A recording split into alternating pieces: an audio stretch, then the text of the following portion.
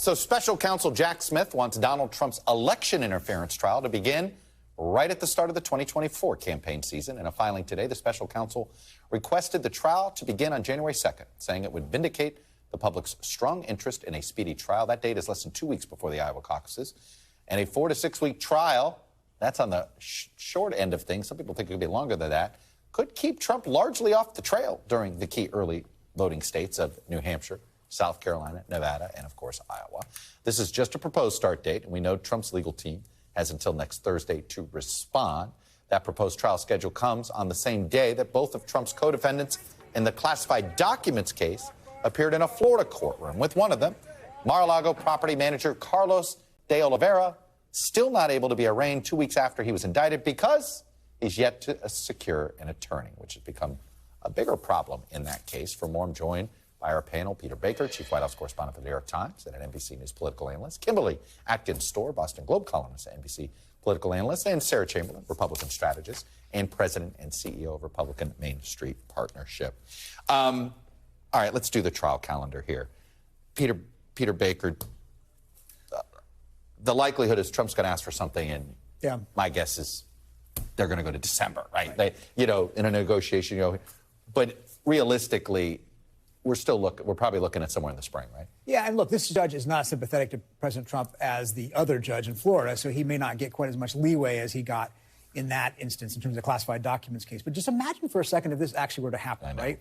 Trial 1 January, trial 2 March, trial 3 May. I mean, you don't have to necessarily be in court every single day, I suppose, but that's a lot of court time.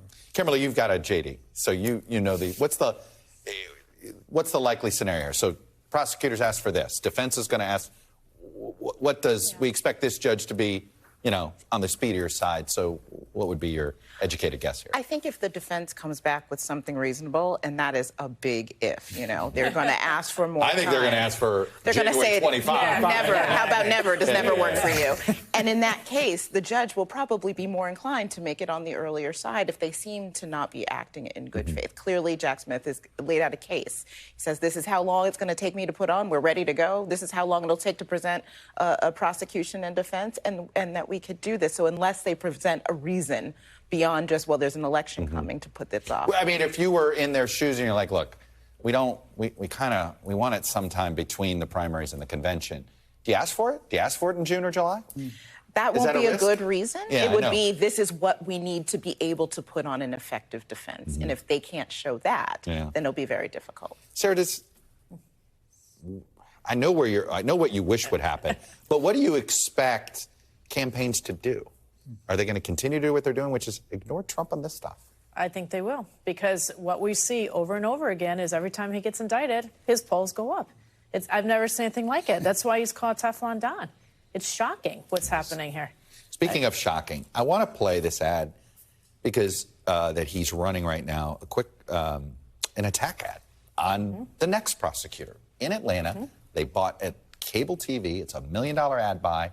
It's Atlanta, Washington, D.C., and New York. It is designed to hit basically the Atlanta community and then the media capitals. Take a look at it. And Biden's newest lackey, Atlanta DA, Fani Willis. So incompetent, on her watch, violent crimes have exploded. So tainted, Willis was thrown off one case for trying to prosecute a political opponent. I should note that Willis felt like she had to put out an email to her staff after this attack ad aired. We have a job to do in this office. We prosecute based on the facts of the law. The law is nonpartisan. No employee of this office may make any public comments related to the noise. Your instruction for me is to ignore all the noise and keep doing your job with excellence. Peter, I'm old enough to remember when the first time he attacked Mueller, everybody went, oh, my God, what is going to happen? Right? And whatever you think of the Clintons muttered about Ken Starr more in private and in blind quotes. They didn't overtly go after him. Now this is like, just every day. We're numb to this. This is perfectly legal. And absolutely an erosion of the democracy. Completely unusual, unprecedented maybe. We use that word too much, but the problem is Trump has normalized so much of this that you kind of shrug and say, okay, it's just another week in the Trump show. But she's prosecuting him next week. She's indicting him next week. Right, and it used to be, and Kimberly's a lawyer, I'm not, but I mean, the idea that you would attack a prosecutor. And by the way, he's attacked judges and juries and grand juries. He's attacked everybody. No, we go back, the judge who was of Mexican descent, right? Yeah, After absolutely. him. And it's just sort of, this isn't even though an offhand comment. This is an ad. This paid is for by the Trump campaign. That's a whole level. They made sure to pay for it with their own campaign. I mean, I don't. Because they want it to be about politics. It's just politics. But it covers it legally. To quote Bob Dole, where's the outrage? Yeah. We're numb to it now. There's so much of it that we've I'm sorry to say, but we've appeared to have turned it off. But it's not just politics, though. It's also an attempt to try to destroy the legal process so that he can later claim, oh, it was unfair, it was broke. He's taken a sledgehammer to it so that he can later claim that it's broken, and therefore he can't get a fair trial. Right. Exactly. He sits there and attacks and then says, well, she hates me. Correct. Right. How do you know? Well, I attacked her. She must. Yeah. I mean, it's just this, like, it feels like unheard of. Right. It's a never-ending loop, and yet there doesn't. I mean, again, I go back to this is perfectly legal. Yes. Yeah, it really is. And that's why he's doing it under the political, because you get a lot more leeway running a political ad. Yeah. But it diminishes, as you're saying, it diminishes the credibility of the system. That's what he wants to do. He just wants it to be, it's, a Democrat versus Republican. You've seen this before. That's all it is. It's not about the legal system. It's not about an impartial justice system. It's about politics. That's what he wants his supporters to believe. And they do believe it. And they do. I mean, that's what's shocking. They really do. So, is there any? Are we now?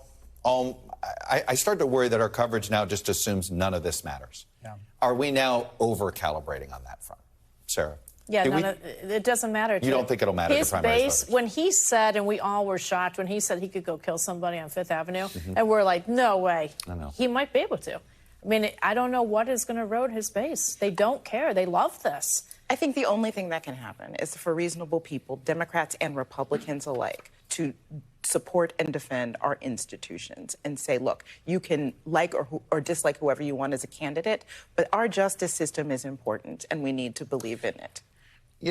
It's funny you say that. I'm trying to think of all the elected Republicans that have stood up and said that in the last couple of weeks. Can you name any? Right. Yeah. Right, Chris Christie. Chris Christie. Right. Who was sort of sitting there saying, look, no matter what you think, everybody who is indicted thinks the system's unfair. Right. Okay? I think we now know that. I get that, okay? But if we live in a society like this, what are we going to have? Right. But I think the elected officials have become numb to this as well. I mean, I think that we have this whole, what is going to break us out of the trance that we're all in?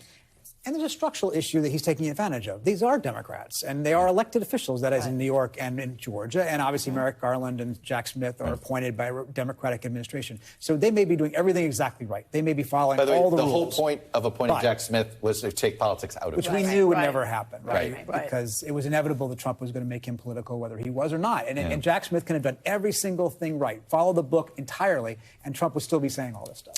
Joe Manchin. Let's do something that's a little more normal as far as political debates were concerned, which is the future of Joe Manchin. What party will he be in? What office is he going to run? Today he floated the idea of being an independent, which frankly, I think some people are wondering, why is he still a member of the Democratic Party, other than the chairmanship of the Energy Committee? Well, that we've seen coming for a long time. That's a surprise to no one. But depending on what his next aspiration is, he's in a system that just doesn't work. If you wanted to run, say, for president as an independent, how do you do that when we have the electoral count system? If there was some sort of plurality kind of system like we've talked about before, that could be a future. But right now, with the polarization that is only being fomented with everything we've talked about, I just don't see where that goes. This is no country for an independent. Is this what a guy who wants to win re-election would say in West Virginia, though, Sarah? No, I'm an independent now. No. And he can't win. You think that's done? I think Governor Justice will defeat him. And I do think Governor Justice will beat Alex Mooney in the primary. The question is whether Joe Manchin runs for re-election. I don't think he will, ultimately. I don't think he wants to lose. He's looking for a way out. Is this what the presidential stuff is? You say all this stuff, you're looking for an out, I think, right? It sounds like you're looking for an out.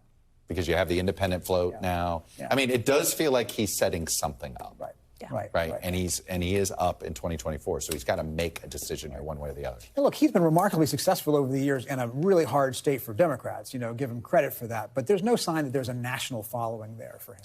The irony is that the Republicans are going to have Jim Justice, which is the version of Joe Manchin of the Republican Party. He just joined. Yeah, that's right. he is literally a Republican in name only. So good luck, Mitch McConnell. Anyway, Peter, Kimberly, Sarah, good to see you all. Thanks for watching our YouTube channel. Follow today's top stories and breaking news by downloading the NBC News app.